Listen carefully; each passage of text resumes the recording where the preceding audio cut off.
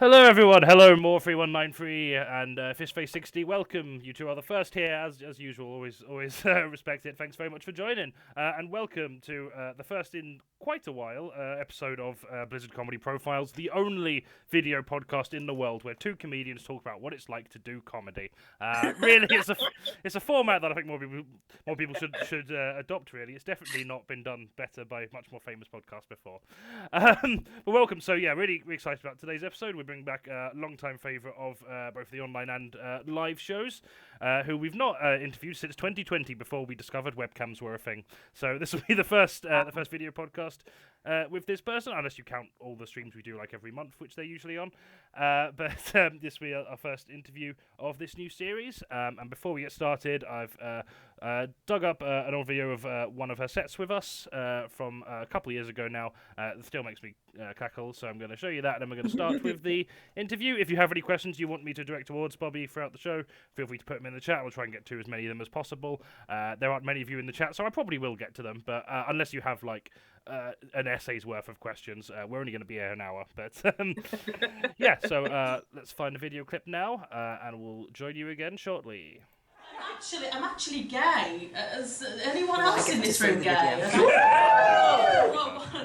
need to turn it on. I'm going to tell you some gay jokes.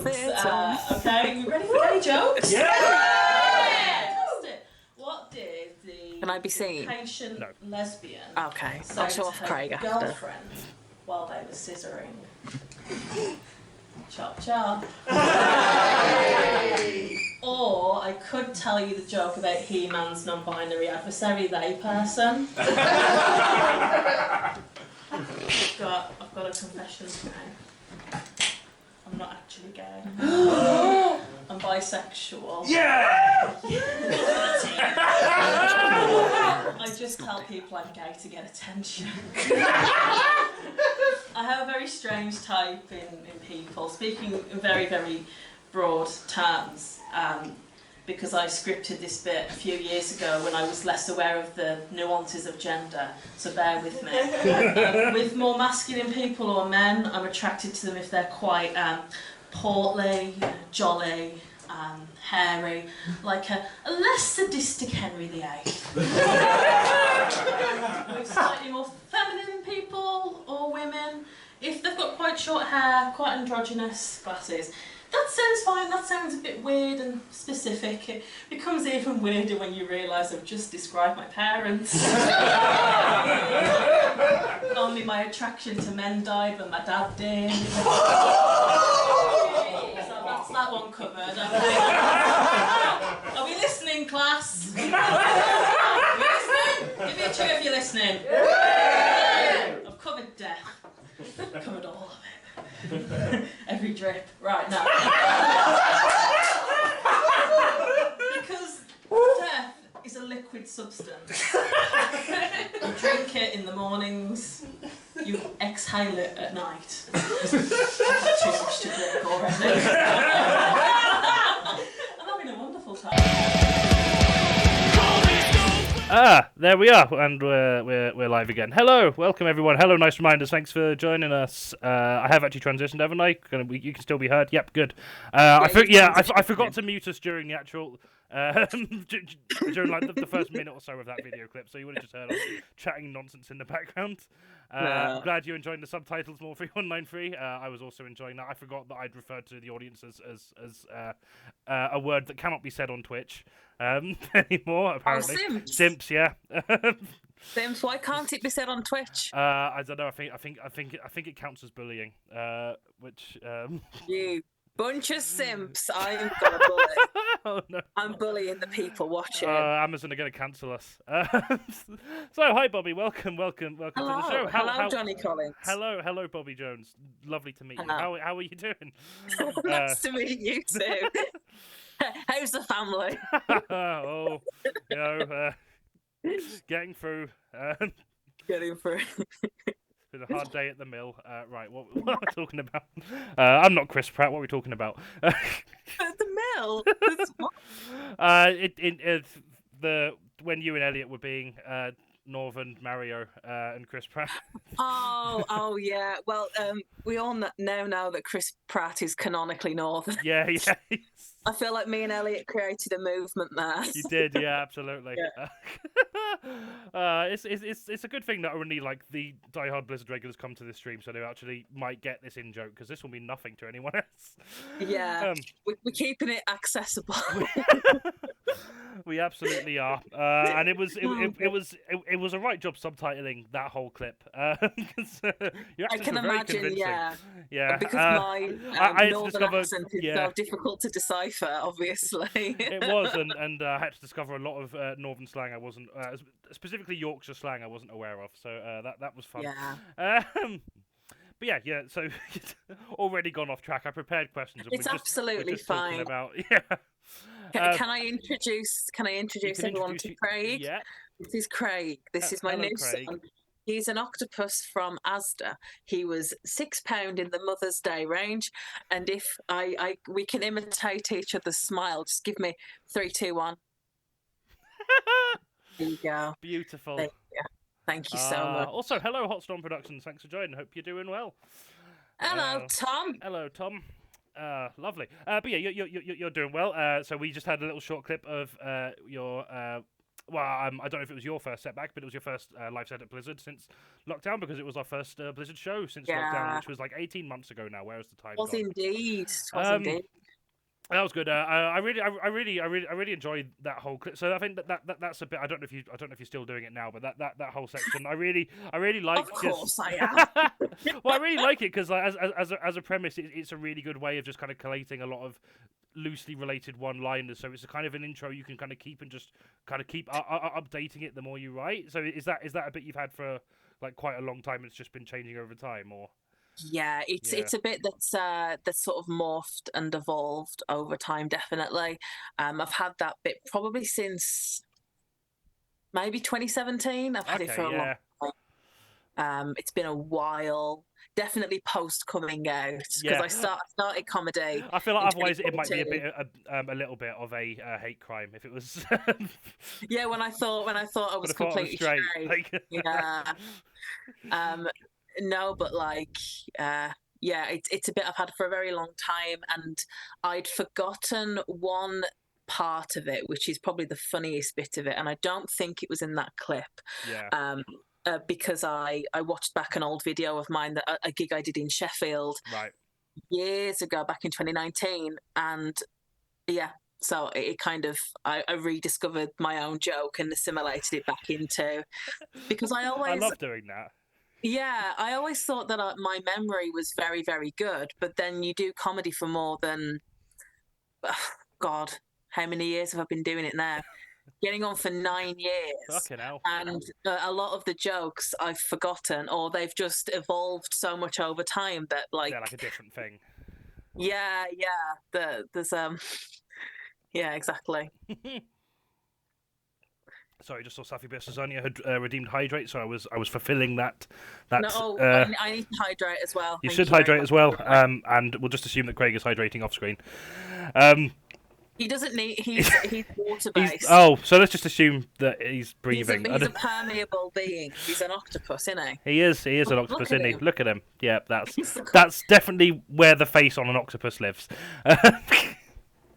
This is the most biologically accurate octopus you'll ever see. It's an adult human octopus. I bought this from Asda, and I was supposed to be talking about my comedy, but this is my comedy. It's just me being ludicrous. I bought this from Asda yesterday, and I got so embarrassed. I told the cashier that it was for my daughter. I don't have any kids. I know that. Yeah, I know that feeling well. Yeah, as always, have such good deals on like ridiculous plushies as well. One time, and he's so soft. He is. He's so soft. I was going to say this wasn't Asda. This was actually Aldi. We just found like a stray teddy bear that had like an Aldi uniform on. I don't even know if it was actually for sale, because when we took it to the till, there was no like barcode or anything. But they let us have it anyway because they could see how sad we looked. when... So cute. Yeah. Oh. It was actually one of their workers that had been cursed by a witch. Took their manager. Yeah. where's our supervisor gone? Like the grocery aisle is empty. Like, wasn't it his job? Yeah. The whole place is burnt down now. It's all our fault. But yeah, what are we talking about? Yeah, so that whole so I really like that bit. I think it's a really good set because it lets people know exactly who you are off the bat as well, which obviously a good introduction should. And I like just how naturally it just goes straight into you then touching on like quite a traumatic subject because you then obviously go into the reference of your dad. Yeah. I really like that because I don't know if you still use this description, but I think one of the first bios you sent us was like a mixture of dad jokes and daddy issues, which is very much a complex that's still ongoing. It's a perfect tagline for your set, and then you just have all these kind of like fairly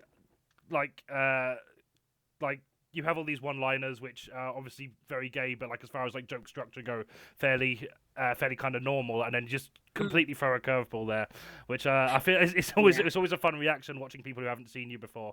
A lot of people find it. I think it kind of pulls the carpet under a lot of people, which is what I like. I like watching comedy and writing comedy that sort of disarms people with charm and whimsy, and then give them a taste of reality.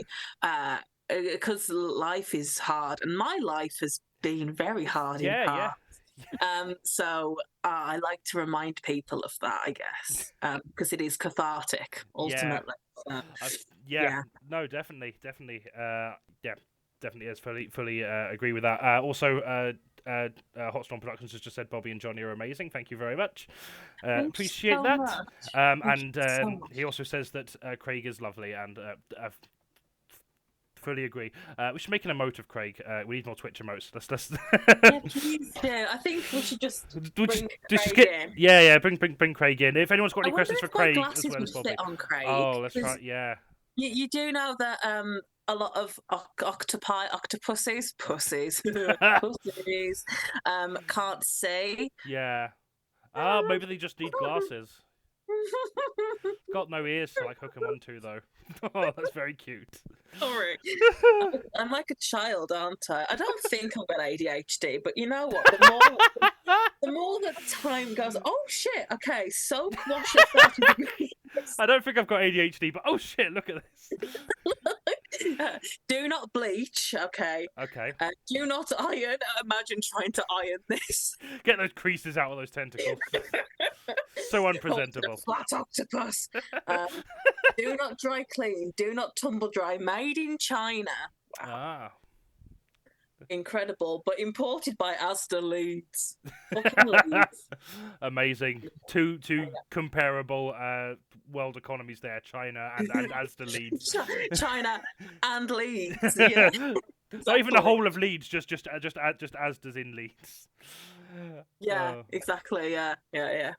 Superb. Right, I think I had a follow-up question that I've immediately forgotten, but I'm just going to carry on. With some other questions. If I relate every single answer back to Craig. I keep wanting to call him Colin for some reason. I don't know why. Craig. No, it's not Colin. It's not Colin. Colin's a loser's only name. For Mr. Darcy from the 1995 pageant. Come on. Exactly. Yeah, I should know better. You're right. That was it. I just wanted to ask if you've because you mentioned sort of rediscovering older jokes. That you just completely forgotten because they evolved naturally. Have you got a rough idea of how many jokes have kind of gone through that intro bit you've got? So how many of them you kind of stopped using, or how many you've had overall? Just a rough guess. I assume you wouldn't have keeping track because not everyone's a nerd like me that has a spreadsheet of all my old jokes. I mean, I kind of wish that I had that. I don't know what it is, but I've been deeply, deeply nostalgic in the past year for the way things were years ago. It's probably because things are terrible now. That might be. Potentially. I mean, I'm not hugely into astrology. I find it interesting, but I was speaking to one of my friends, and she said it was my Saturn return. Okay. Which is an interesting idea. But anyway, I'm very, very nostalgic for the way things used to be when I first started comedy. Yeah. the way that my life used to be, because I think discovering comedy was when I realised what I'm best at and like the areas that I thrive best in, for better or for worse. Yeah.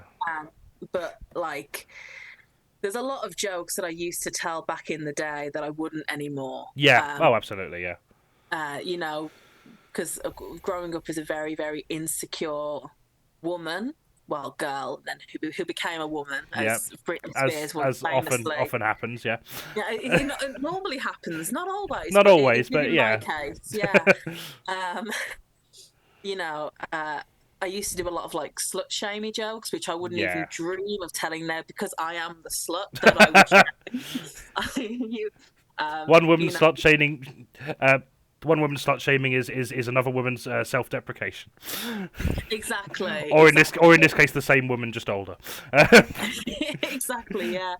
And I used to tell a lot of jokes about Harambe, you know, the gorilla. Oh God, yeah! I've seen they've made a comeback. Trying to tell that. Imagine. It's kind of resurfaced in like meme culture at the minute. I think it was weirdly just after the Queen died. I think I just noticed a few of them come up again. I don't know if that's just my algorithm, but yeah, well, I don't know if that would translate to like the Frog and Bucket or anything. I mean, potentially. Oh God. I did the Frog and Bucket once, and never again. It was horrible. Okay. Trying as a woman, a chubby queer woman, trying to tell wanking jokes to a room full of people who do not want to hear it. It's a wonder that I didn't get lynched. Like they did not like me at all. And it was very, very scarring. Never doing it again. I think the Frog and Bucket's wonderful, but not my crowd. No, yeah, and like presumably that was like the Monday Gong Show as well. It was, yeah, which is always because it's a format that kind of rewards quick judgment of people, and that unfortunately reflects all the biases that mainstream comedy audiences have. Because I've had good shows at the Frog and Bucket, but I've had really bad ones as well. So it can be quite a gamble. I've only ever had bad audiences at the Comedy Store Gong Show, so I would highly recommend avoiding that. If you've, if you didn't like the Frog, definitely stay away from that one. No, I don't want any meanness to be part of my comedy or the way that people perceive comedy. I just want to make something that I'm proud of, that I think people will like, even if it's niche. And I don't want to be harassed because of something that I write or something that I say, or it takes the fun out of it. No, it does, yeah. Really. Like, why bother? And the kind of people that go to comedy gigs just to make the performers' lives a misery, they need to get a fucking life themselves. Yeah, they really do. And it's, I try to avoid that. Like, the gigs I've got lined up over the next few months, they're fairly few and far between, but they're all nice gigs with either sort of like a completely all women sort of lineup or an all queer lineup, and therefore it's going to be to a room full of people like me. Yeah. And you know, straight men can appreciate me and they can appreciate my comedy, but straight men en masse don't. No. Although there have been times when, you know, sometimes they're my most avid supporters. But I think I've reached a point now where I don't feel like I need to drag myself off to every open mic just to feel like I'm doing comedy. I would much rather do fewer gigs that are of more merit to me and my values than lots of little ones where I'm, you know, in the arse end of nowhere, where I'm gonna have the compere joking about fisting me. You don't want that, no. In Warrington, like, who wants to get fisted in Warrington? Of all the places. On a Wednesday night. Like, not me. Not anymore. So, yeah. I don't know what your original question was, but I can't remember. That yeah, that's interesting. I definitely, because I've definitely noticed a shift. And I don't know if it's just because it's the people I'm kind of hanging around with more these days. But, like, because, when I started comedy, it would have been, like, around the same time, maybe like a couple of years before you. But yeah, there was definitely. We're the same age, and you started when you were 16. I started when I was 18. Yeah, so just like a couple years. But I think the culture from like the early 2010s up until fairly recently really has definitely been this whole kind of, if you want to be a comedian, you've got to do as many gigs possible. You've got to gig every night, more than once a night if you can. You need to be able to play to any room. You need to crack every single open mic night if you want to. And it seems like that's shifting now. And I think it was shifting anyway. But I think lockdown and kind of people having more respect for their own time and like what they want, I think has definitely helped. Your own energy as well, because the thing is, because I've lived in Birmingham, I've lived in Leeds for years, and now Manchester for nearly 2 years.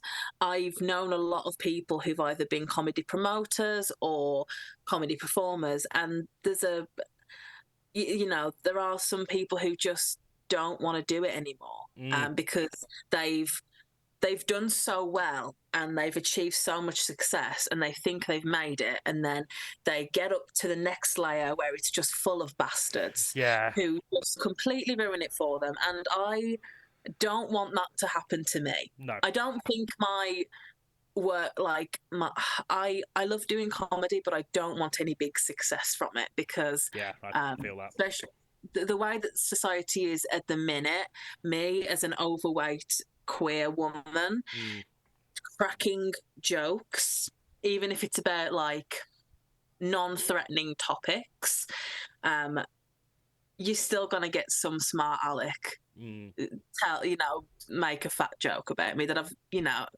or say something horrible about me, and it's just not worth it. No, it's just not. It's not worth it. And one thing I wanted to plug is my TikTok is taking off a little bit. Oh, lovely. Yeah, I'll add that to your link if you've not got that already, actually. That's a good point. It's I've got a modest number of followers now, probably not even... It's still a small number, but a lot of the videos I do get good praise and a good amount of likes and stuff. But I stay very much within the trends that TikTok already has. I haven't tried. And that's a really good skill in itself, to be fair. I guess so, but I spend so much mindless time on this stupid fucking app that it's jokes just kind of naturally pop up. So case in point, there was a viral video that went around of this young sort of like sex educator, I think she was, talking about like how every woman's vagina is a completely different shape, like we're all made differently. And then some fucking it's funny, some people then stitched that, which is when you sort of like add a video to an existing video to sort of like make a comment on it or make a joke or make a bit out of it. And a lot of young women saying, oh yeah, mine looks like this, and then they'll show a picture of a haunted house and and then they'll be like, this is the entrance, and it's like a really like haunted sort of like reception or something, and then this is where I keep the gargoyles, and it'll be like a sort of like a medieval like jail cell. And I did a twist on that, but to do with the Legend of Zelda, with Jabu Jabu's belly from Ocarina of Time. And I'm currently on 300 likes, but the comments have been popping off because people are just like, that's the kind of niche comedy I want to do, where I target a very small number of people, but I make them laugh a lot. Yeah. That's what I want to do. I don't want to... I mean, this might change in a few years' time. Of course, but at the minute, I very much just want to do things that make me laugh and reach a common ground with other people and build connections and community with other people. That's what's more important to me. I have no time currently or energy to try and do vapid networking. No, fuck that. Or having to schmooze up to people who only value me for what I can give them. Yeah. No, I don't want that. Maybe in the future my values will change, but I don't have the time or the energy. No, yeah, so just absolutely valid. Lots of little silly things. That's what I like to do. Yeah. Yeah. No, that's good, and there's definitely because I am very much a baby boomer when it comes to understanding TikTok. But one thing I do recognize with it is, like, I see a lot of people I've noticed getting kind of some modicum of success of it, whether that translates outside of TikTok or not, or whatever. But one thing I do think it is much better than something like YouTube or even Twitch, really, at kind of rewarding, like rewarding you with reach for paying attention to the trends and like the stuff that, like, the content that you're enjoying on there. I think TikTok's algorithm seems to be really good at showing those kind of things to the people who want to see it. I think far few. I mean, I don't use TikTok myself. It's just a vibe I get from other people who I know use it. But I think compared to YouTube, that I think often pushes stuff that is tangentially related to stuff you might have seen, but very much not what you want to see. Whereas TikTok seems much better at kind of gauging the kind of tone and the position, and that kind of thing, which I think is really good for building those niche audiences of very specific interests you were talking about. Which most comedians I look up to are those comedians who've like built a following that way. Sorry, I'll finish talking now. Carry on. No, you're fine. I was just about to say, I meant to say it earlier on and I sort of digressed. I have no intention of putting my actual real life stand-up on TikTok because I would get obliterated. I would much rather create content where I'm in control of how I'm perceived, like the angle. Doing stand-up, the angle from which people film you is not the most flattering to those of us who have a slightly more Rubenesque figure, shall we say. Yeah. And I don't want that to be in the hands of people who only want to drag me down. Yeah. Because I might get a few comments where people are like, oh, this was really funny. But I'll come across videos of, like, blooming Sarah Milligan or Eliza Schlesinger, however you say her name, or, you know, really well-esteemed female comics who've made it big. Sarah Pascoe. Yeah. You know, and there'll be some stupid teenage boys that'll be like, no one found this funny, skull emoji. Yeah. And it's like, well, they're more successful than you, mate. Yeah. Do you know what I mean? And like, they must be doing something right. So yeah. And in the video, there's like a whole theatre or arena of people laughing. So, like... Yeah, and I don't want that. No. I guess that's how it's kind of a double-edged sword. Like, it's very easy for stuff to spread around, but this is a good and a bad thing. Because it's a good thing that it expands your reach, but a bad thing in that, like, trolling is kind of an organic part of that. Which says a lot about us as a society and what the internet's become, really. Oh, God, yeah. It's... I think a lot of the time the internet is used as a tool that men use to beat women. I mean, yeah. It's and I want to control that as much as I can because I'm quite sensitive and I just don't want that in my head. You know, because you might go to a gig and have a few people in the audience who laugh at you and not with you or at your jokes. But the culture is so that they're not going to exactly, unless they're very, very drunk or avid hecklers, they're not going to tell you what they think of you. You're just going to guess. Yeah. But there's some protection in that. There is, yeah. Whereas, obviously, via social media with anonymity, people can say whatever the fuck. They can say whatever toxic, poisonous bullshit they want. Yeah. And they are not going to have the repercussions. Even if people in the comment section rally against them. They can just ignore it. Because they're not personally invested in it. Yeah. No, exactly. They'll just ignore it or delete their comment, or worst case scenario, they'll delete their account and make a new one and they'll lose nothing from it because the people who criticize and troll that much are people who don't post things themselves because they're not brave enough to. Yeah. Yeah. So they've got nothing to lose. They'll just make another account. But yeah, anyway, that's TikTok for you. Yeah. But the jokes I would make on TikTok are not the kind of jokes I would make on stage. They're very sort of context specific, shall we say. Yeah.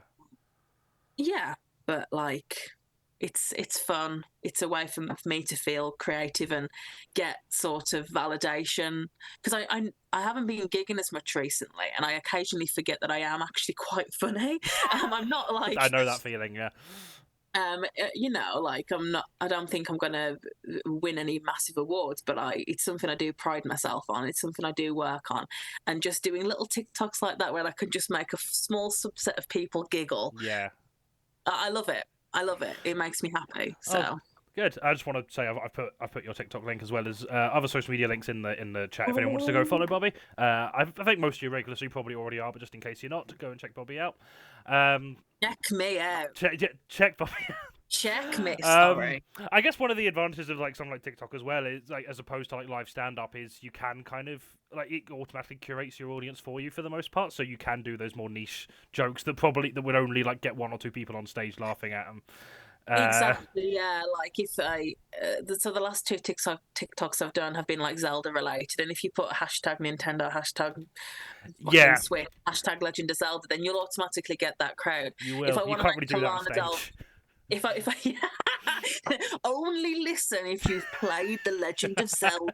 Everybody else, go back to your knitting. I feel like our audience mostly have, so you're all right there. Yeah, exactly, definitely.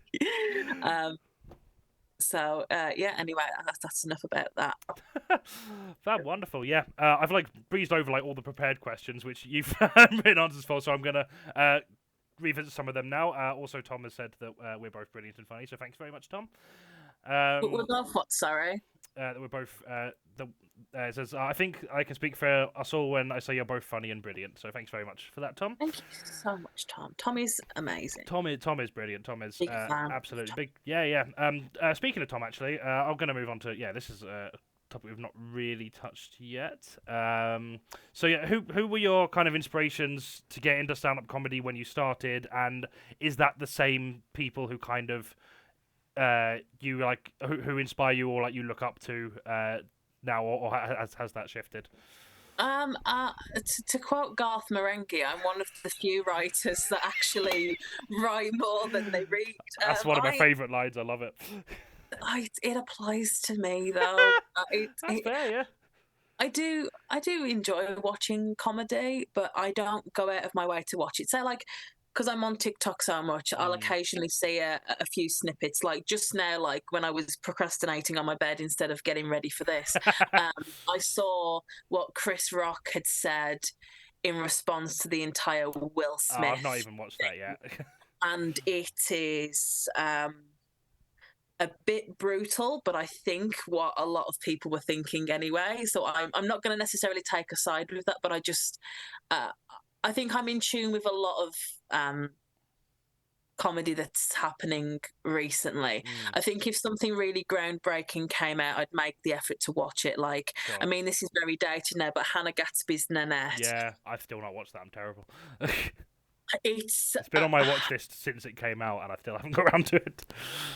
I'm not too sure on pronouns. I'm just going to resort to they, but they are absolutely amazing, and they lure you in with these dry jokes, and then they speak about their trauma, but they refuse to put a punchline on it, because when you laugh at something, you take you offer relief. This is why people laugh when they see someone falling down or someone says something very dark and people laugh. It's a subconscious thing that humans do to relieve tension that's sort of come into the situation. And in her show, in their show, I should say, they talk about TW, sexual assault, and how horribly they were treated, but they don't make a joke out of it. They refuse. They just let it hang there in the air, and I think there is power in that. Oh, 100%. More people should do that, because, I mean, I joke about my dead dad when I could cry about him for years, if I'm being perfectly honest. Yeah. But that's, if you don't cry, if you don't, laugh, then you'll cry. I think you've got to sort of like selectively choose when it's appropriate to laugh about something. Because if you make a joke out of something, you're kind of giving people permission to take it in jest rather than take it as a serious thing. And if you really want to hammer a point home, I think you need to remind people of that. So anyway, so Hannah Gatsby's Nanette was I say a recent inspiration, but I remember watching it back in 2019, so it's not that recent, really, is it? Within the last decade, that's recent. Within the last decade, yeah. Big fan of Felicity Ward, Mae Martin. Yeah. There's bound to be more, but those are the ones that come to the top of my head, really. I get inspired by my friends a lot. You know, I'll go along to comedy shows in Manchester and watch Blizzard and stuff, and you know, the way that some people do their comedy sort of inspires me to be a bit more adventurous. So I haven't done this yet, but I do want to experiment with more alternative comedy, or maybe more burlesque comedy. Okay, yeah. But I don't know how to start that. I do have connections to people who run more alternative comedy gigs. Yeah. You know, so I think I try, you know, and they're a sort of safe pair of hands.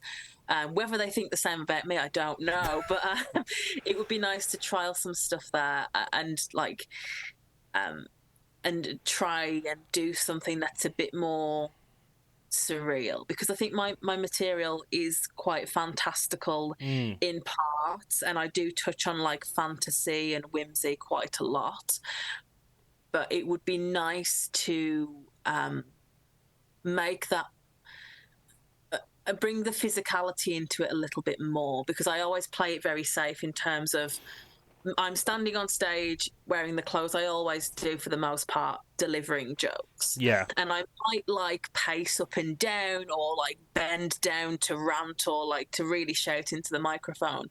But I've never really experimented with props. Right. And I feel like I want to a bit more. So like during lockdown, you might remember this status, Jonny. I said that I would like to what was it? Wear a strap on. Oh, Sing Dido songs, but my act would be called Dildo. I still want to do that. That'd be great. The thing is, I have it mapped out in my head exactly what I would do to every beat of some of her songs while wearing a strap. Yeah. And I haven't done it yet because I'm not brave enough. It's hard to find it, because it's if you start like a new bit of material you've been writing and it's not going very well, you can quite easily slip out and just like move into something is more tried and tested. But with something like that, you've kind of got to fully commit to it. Otherwise, like you can't. There's no real get out if it doesn't land. So you need to find the right place to do it. But I think that'd be fantastic. And I definitely recommend, if you can find any like proper cabaret gigs that aren't specifically comedy, I think that would be great. I don't know if both promotions are still doing their thing. They might be good for it. Or if you're ever in London, bar whatever, at the Royal Vauxhall Tavern, historic queer venue. They're like a cabaret every Tuesday. I think that would go down amazingly there. Quite literally, it would go down. It would. So someone in the audience. That's the punchline of the bit. Yeah. And there's a few other things I want to do as well, which I don't necessarily want to become a drag king, but I've been thinking about how a lot of the limitations I feel in regards to how I put myself across, like. So say for instance, I don't like doing exercise in public around people. I don't like doing anything with my body that's going to make me into a spectacle that for people to laugh at, because grew up fat, still fat now, used to get really picked on for it, and I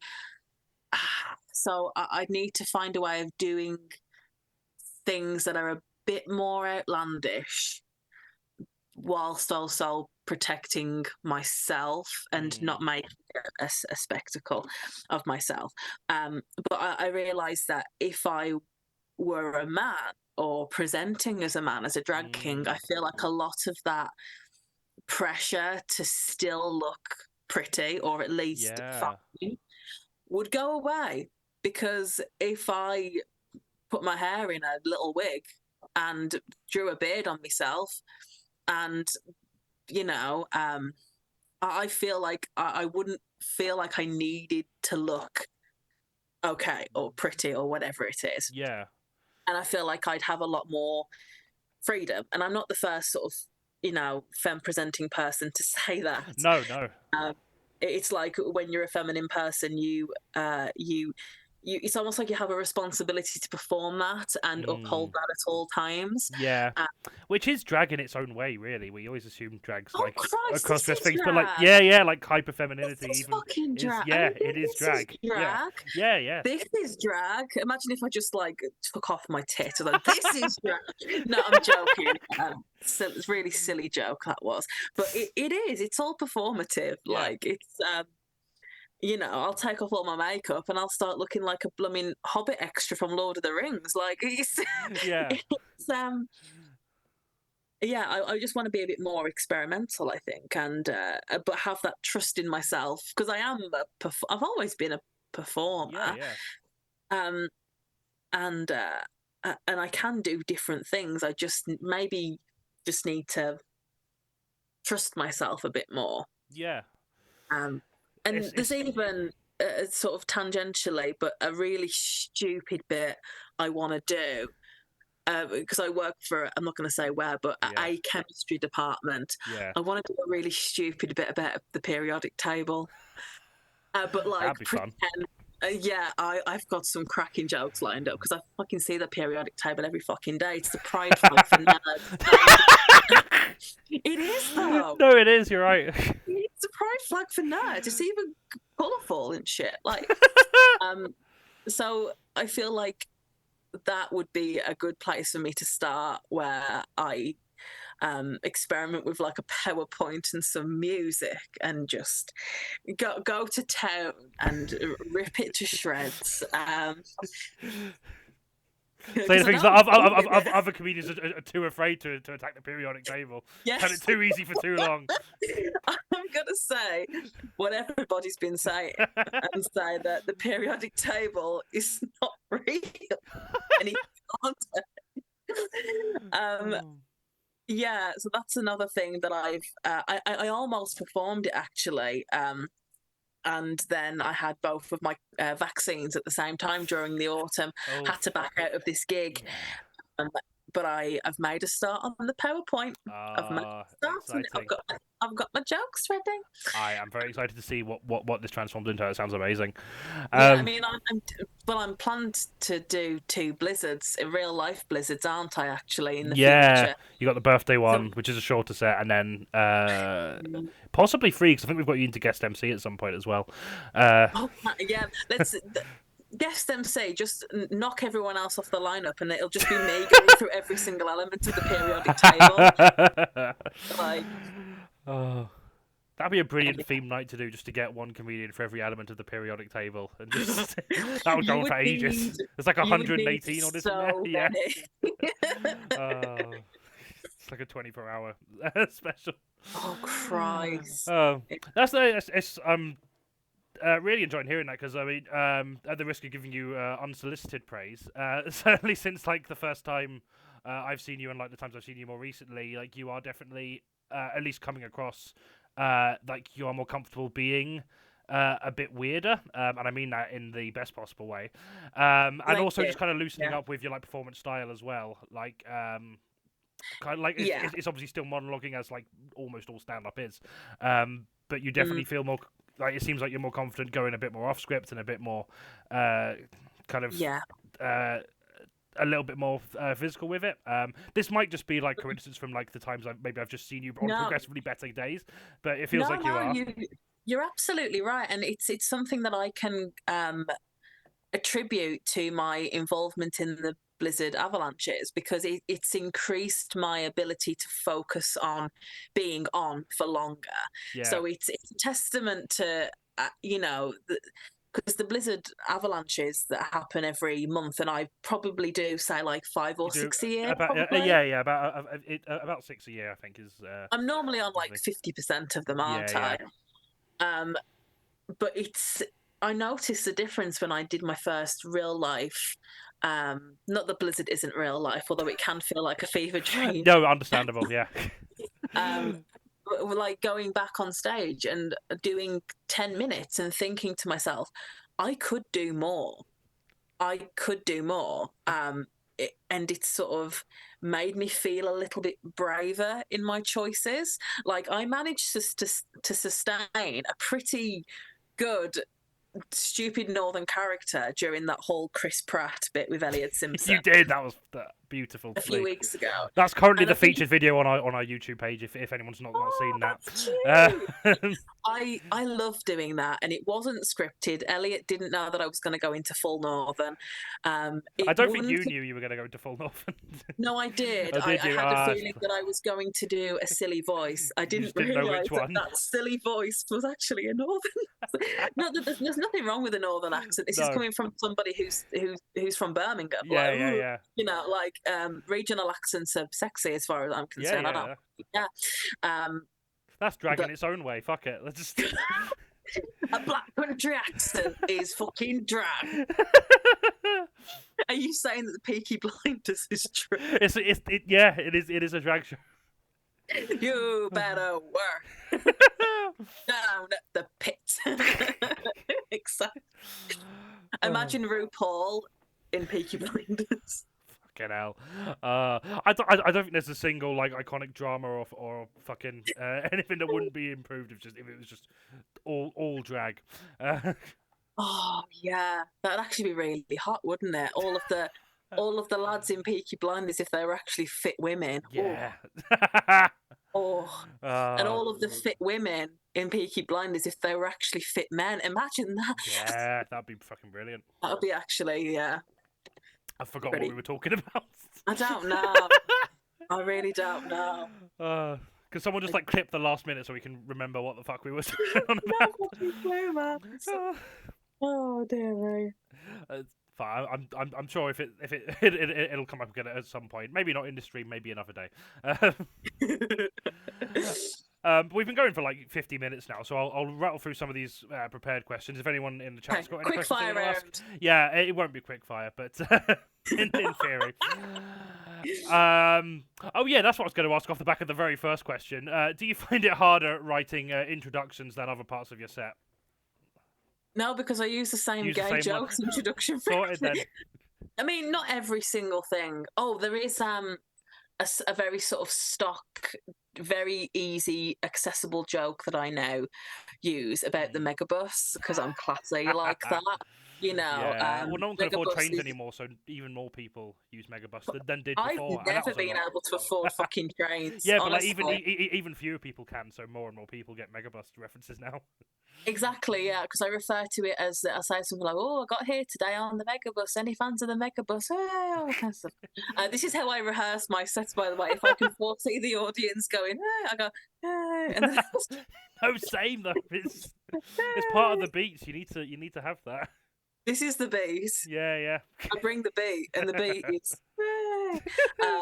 And then I'll say something like, yes, the megabus, the working man's National Express. And I feel like I can then locate and identify with the working class people in the room, or at least the people who've been on the megabus. Yeah. And that's pretty good because I can't perform sexuality or sex-related jokes to some rooms because it's just not safe for me. Yeah. Exactly. I can't be reminding people that I've got a vagina. No, yeah, that I use on a daily basis. How dare I? You know? Exactly. How dare you piss on a daily basis? How dare I piss, shit, and wank on a daily basis at the same time? At the same time, I'm joking. But not all heroes wear capes. A lot of them wear tenor ladies. You know?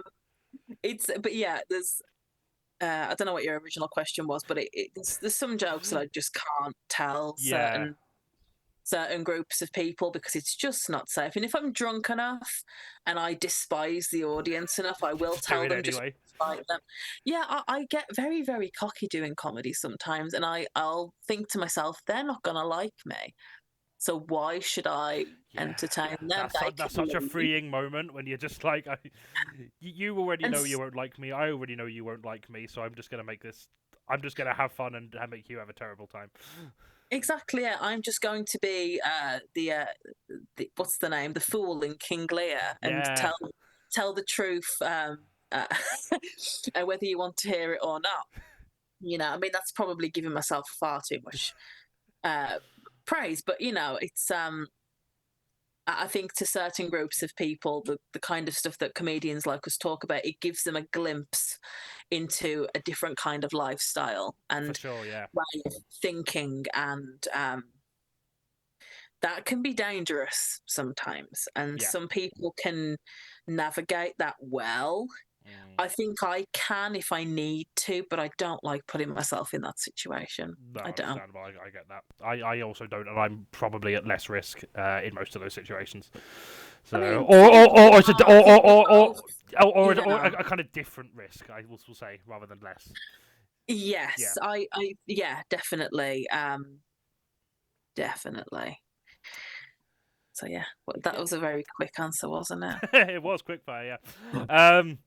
I think we've already kind of covered this, but has your relationship to live comedy changed since lockdown and kind of other, like, whether it be virtual gigs or TikTok or other kind of avenues you've explored? Do you think that's pushed it in a certain way it might not have gone otherwise?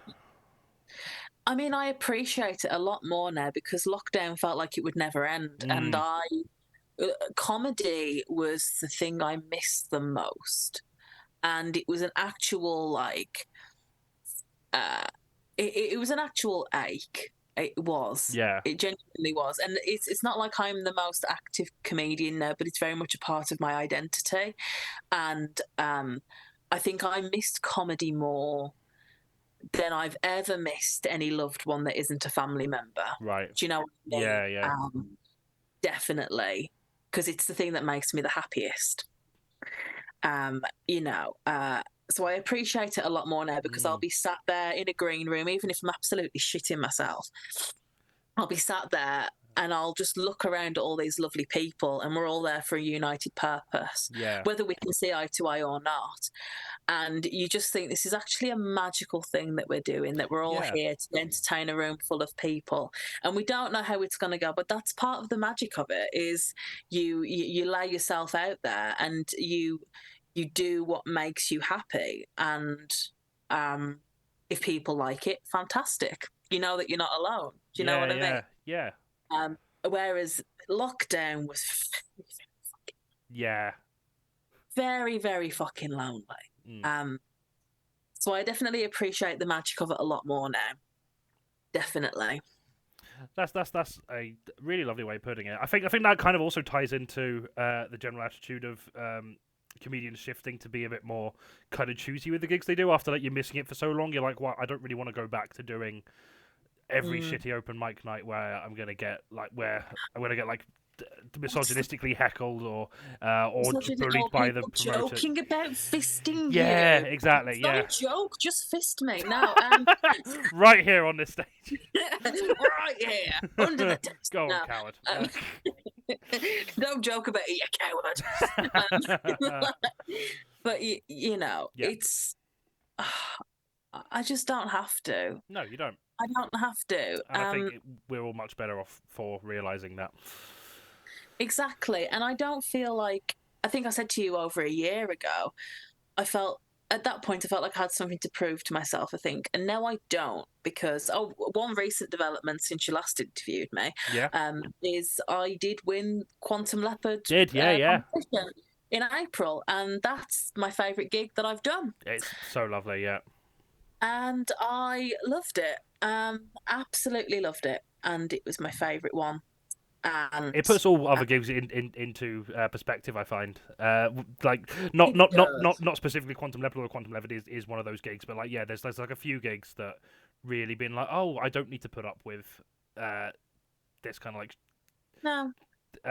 this aggressive, drunken people who don't want me to be here kind of environment. It can just be lovely, and I am good at it, and the fact that I cannot necessarily make this particular room have a good time isn't reflective of my skills as a comedian. No, because it's as queer people, you don't always want to make a joke out of everything. Like, oh yeah, my friend's rights are being stripped away secretly by the Conservative government. Yeah. Let's make that funny in front of a room full of men who just don't give a shit and make transphobic jokes or jokes. I mean, me outing myself as bisexual to a room full of men is just it's that can be dangerous in itself. It can be really dangerous, because everybody fucks, don't they? But then most people do. There are some people who are actors, but a lot of people do. A lot of people do. But then suddenly you say that you're bi, and it's kind of people see you as I don't know. Yeah. Yeah, that they see you as an easy commodity. Is that the right way? Yeah. They just fetishize you even more than they might have been doing already. Yeah, you get fetishized by everybody. Yeah. There's just no. I mean, I was saying to somebody at work today who's also bisexual, and we both joked that being bisexual just means that you're capable of being disappointed by more people. Anyone can be shitty. Like, they really can. You date somebody of one gender, and you think, oh well, they fucked me over. Let me try someone else, and then they fuck you over too. Everyone's bad. Equality. Yeah. I'm better off on my own. Yeah. That's very much what I've been doing recently. It's just like, I'm happy on my own. Yeah. I think that's a real empowering kind of state to get to. I guess so. Yeah. It does come with its loneliness, but and it's not necessarily the like end. Yeah, it's not necessarily the end destination, but I think just having that time to be like, you know what, I would rather have this than compromise like my own like happiness and like what I deserve in a relationship for the sake of being in a relationship. That was phrased very badly, but I hope my point came across. Yeah, well, it's not for this to turn into like a relationship therapy or anything like that, but I do feel like the fact that I do comedy is an obstacle to a lot of people. Don't know. I'm not going to flatter myself by saying that certain people get intimidated by what I do, but I've noticed it a few times. I think particularly men very much get intimidated straight men get intimidated if a woman they fancy is because it's a very high. There's a whole conversation about philosophy of like the comedian and what kind of status they have in stage, but it's perceived as a very kind of high status thing to do. In the moment of it, anyways, with the act of making people laugh. It's a very powerful thing to do if you can control the reactions, involuntary or not, of a group of people. Then that is, it's magic. It is actual magic. You know, it basically is. You are uttering, you know what I mean? Like you're spreading information. You are saying words which are having an effect on people without like any kind of physical transfer of energy. Yeah, that's basically what magic is. It is magic. Comedy and any kind of performance is absolute magic. It really is. But the thing is, I've had outright. How do I phrase this? People I've dated getting frustrated with me, and they're not straight. Some of these haven't been straight men, women. Oh, and it's just like maybe it's just me. Maybe I'm what's the word? Annoying. Maybe I'm just annoying. Thanks for joining us, everyone. No, we're not going to end on that. I don't know what it is. It can feel a bit othering, I think. Yeah. Like you don't fit into a category. And I think that's why I started comedy in the first place, was just to find a way to be at peace with myself and find some kind of catharsis and relief. But it's a complicated thing. Yeah, this is a thing I've been thinking about a lot recently, and I think it's why, because like a lot of comedians' social circles are only other comedians, and I think it's because you kind of risk turning a lot of your pre-existing relationships and friendships parasocial without necessarily meaning to, and I don't know whose onus that's on. I think it's kind of I don't think it's necessarily a thing that either like anyone does consciously. I think it's kind of you turn yourself into a spectacle. This is why I say that's it. I don't out myself either as bisexual or as a comedian in the workplace anymore. My job, my very cushy, nice admin job that I fucking love, my manager knows that I do it because someone else who was also a performer but a different kind of performer outed me. But like my manager's very boundaried and wouldn't tell anybody about it. Good. And I went for a few drinks with people from work a few weeks ago, and one of them had found me on Twitter through Blizzard and said to me after a few drinks, "So, Bobbie, tell us about the comedy," and took a long drink. And I was like, "How did you know?" But it was fine. Yeah. Because it was just a group full of lovely women. Yeah. But I wouldn't want it to be common knowledge. No, because suddenly it's, tell us a joke and all of that stuff. I don't want that. And also friendships as well, because most of the friends I've made, friends I had made, especially in Leeds, were through the comedy circle. And I feel like those friendships, especially with a certain group of people, they only wanted to be around me because I did comedy. And I've noticed this with... Oh, sorry, Carrot, you finish first. It felt like I was sort of like the resident jester. Yeah. And I was that at school, and I put myself into that box because it was safer. It's safer to be the funny person in the group than it is to be the person who has successful crushes on people and actually has nice relationships. It is if you're a fat person anyway. It's all very complicated. But then it would be a case of I would want to spend time with friends to spend time with friends and to chat, and anything that I was going through I could sort of talk about it, and vice versa with them, just relate to someone on a human level. And it happened a few times where they, it would be a case of, I'll come to your next gig, and it's like, but we're not going to talk properly because I'm going to be shitting myself and then I'm going to have either the after gig blues if it's gone badly, or the post gig high. You're not going to see the real me, because performance is a part of me, but it's a heavily masked part of me, and it's concealing a person who is very, very wobbly and very unsure of themselves. I trust myself to do comedy more than I do to do anything else. So if you come and see me just in a performance context, you're not seeing the real me. No, it's very different. It's the difference between what is a social night out for people going to watch comedy to what is essentially a job. Like, even if you're not necessarily being paid for it, it's people get paid for comedy. What? Sometimes, it happens. Legal tender, shit. Not just exposure. No, yeah. I know, actual money. Anyway, I think I rambled a bit there, but that's fine. No, I find it interesting, like,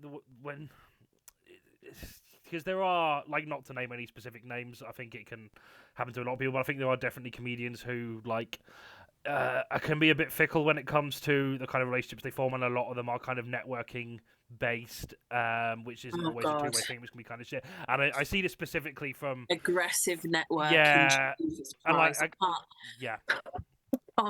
And like, you really notice it through the eyes of people who like hang out with comedians a lot, like if they work at a venue just like behind the bar or whatever, and maybe just like go out drinking with them afterwards. Like, they really get kind of pushed to the side with it, and there is this kind of, I don't think it's intentional elitism, but I think a lot of people I know who like have a lot of comedian friends but aren't comedians kind of end up in this weird kind of limbo when it comes to those kind of friendships. Exactly. I forgot what my original point was with that, but no, but it can be quite lonely, I think. Especially if you go to a different city to do comedy and you're on your own, because I've been single for how long now? Over 3 years. 84 years. I'm only 27, but 84 years I've been. I mean, presumably you were also single before you were born, but... Yeah, I was actually. Yeah, I was actually.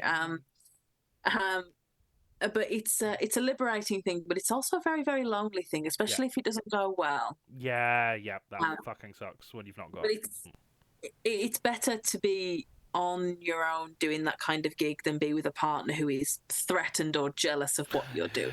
100%, yeah. Because that's not nice. Because you have a nice night and then you get back home and it's like, yeah. Wow, well, serves me right for doing something I love, I guess. Yeah, no, it's real fucking shitty. Yeah. Oh, right, we've gone back over an hour now, so I'm just going to rattle through a couple more of these. We've actually kind of touched on a lot of them tangentially anyway. So... Hold me back. Oh, yeah. Getting tired. I think we've covered that one. Kind of covered that one, I think. We've covered weird audience reactions tangentially, I think, as well. Okay, yeah, so I think I'll just move on to the last question. I think a lot of these we've covered one way or another. So, in a roundabout way. Sorry if you'd like carefully scripted answers to some of those questions I sent you in advance. Safi wants us to drink. Oh, we'll have a drink. Thanks for your help, Saf. Thanks very much. And it is actually water and not Strongbow dark fruits this time, so it's actual hydration. So yeah, final question. Unless anyone in the chat's got anything else they want to ask, what advice would you give to 2020 you regarding comedy that you wouldn't have known then? I say that because that's when we last had one of these chats, so that's why the arbitrary year. I mean, not a lot's changed, babe. To be honest, I mean, there's been a horrible pandemic. Which will eventually end. Yeah. But even though it feels like it never will. Yeah. One thing I would say to her is you'll make a lot of friends doing Blizzard online. Hey. A lot of the friends I have now, like you and Rue Stelling. Yeah. My son, Rue is my son. Rue is your son. I've met. You already became friends through Blizzard. But became friends through Blizzard, and Social Distance Warriors when that was on, and everybody, like a lot of the people I'm close to are people I did comedy with over the pandemic, and it's the reason why I moved to Manchester, really, in the first place. So, there is light in the darkness. There's light in the darkness. Got to go looking for it there. Yeah, but it's. I think I would just say basically what I said before is that you don't have to spend all of your money travelling to the arse end of nowhere to perform to 5 drunk men who don't respect you, and you don't have to do that. You can save all of your energy and be a bit more creative and pursue gigs that are gonna show off your strengths more. And I think it's much better to do 4 gigs to nice people than it is to do 20 odd gigs to people who are just going to completely ruin your self-esteem. And this is something I overheard at the Edinburgh Fringe when I went up for a couple of days, that a reviewer had given like a queer or a female comedian, or it might have been both actually, a 4-star review when it was clearly a 5-star show, just because they said it wouldn't appeal to a mainstream audience because of how queer it was. And it's like a queer or female audience is still an audience. Yeah. And a lot of mainstream comedy is really funny. Yeah, of course, by definition, I grew up watching Live at the Apollo, Mock the Week, all those things, are great. But it's like, not everything has to be for everybody. No, it doesn't. And there are just some experiences that you can't joke about with a mainstream crowd. No. And that's fine. That's fine. Yeah, it is. It's equally valid, I think. Yeah. So, yeah. I think that's a lovely note to end on. Thanks very much. Yeah. I'm glad it's actual hydrate. Yep, I've got into the habit of actually drinking proper water on stream, not just booze, because I'm still teetotal at least until I know what the fuck's going up with my stomach. Oh, we got onto my health. There we are. Yay! Jonny is Got there doing great. Right at the end. I'm doing good. Yeah. And jokes on you, Saf, because I'm actually drinking my own piss. So you know, so jokes on that's you. probably more hydration. That's probably better hydration than Strongbow. That's another update. I started making piss kink jokes. I don't even have a piss kink. Well, that's why they're jokes. I just think it's funny. I mean, I'm not kink shaming. But I don't know. It's all right, isn't it? We ended on this really lovely note, and then just like, oh, piss king jokes. Piss. Thanks for watching, everyone. Glad you enjoyed the interview, Hot Storm Productions. Oh yeah, this will be on our YouTube channel if you joined halfway through and want to catch the beginning of it. I'll put all our links in the chat. I'll also put Bobbie's links in the chat, so you can go follow her if you're not already. And you also put Craig's links in the chat. I don't have Craig's links. If you can send me them. Oh, that's adorable. The thing is, from this angle, it could be any animal. It could be, yeah. You need to see the little. What is it? Caterpillar? Leopard? Yay! There we are. Oh fucking hell! Right, I'm gonna Ruffled Bricks. Ian Lane is live playing some Worms Armageddon, so let's go give him a raid. That's not how you raid. I am insane, and I love it. Yeah, you are. We all love it. Thanks very much for coming on the show. Cool. Okay, got a raid ready to go. I assume he's doing some speedrunning, so let's distract him from that.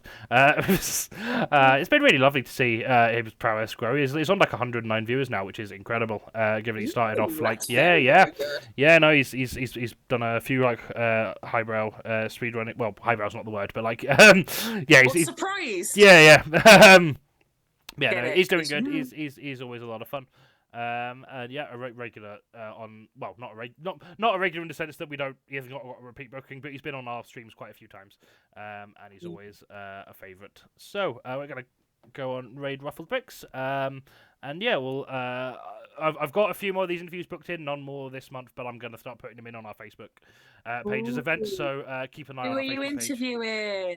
Quite a few people. I'll let you know afterwards. Actually, I've not got the list to hand, but yeah, there's a few people coming up. So check out follow our Facebook for more information on that. Right, okay, bye everyone.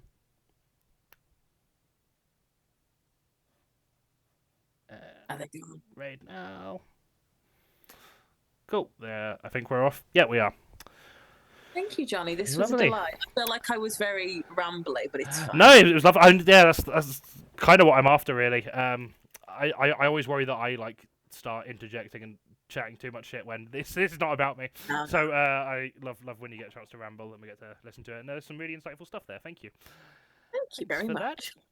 Hope you have a lovely rest of your evening. You got any more plans? It's like 8:20 on a school night. Yeah, I'm gonna have a takeaway as well. Because we've had to cancel the next Blizzard show. All the money I had set aside to pay the acts, which like I have offered. Yeah. I have offered some compensation fees, but no one's taken me up on it yet. So I'm just paying some of that. It's a week in advance. It was more like if anyone had already like booked transport or whatever, I'd be like, oh, that's fair enough. But for the actual because most comedians aren't going to prepare their set until like a few nights before the actual gig, even if they do that. So no, exactly. And Foxdog will be able to get another gig easy. So Christ, yeah. Foxdog run this city. They do. I love them. They're great. I was really excited to have them on a Blizzard, but we'll get them back on soon. Yeah, they're so good. Right. Well,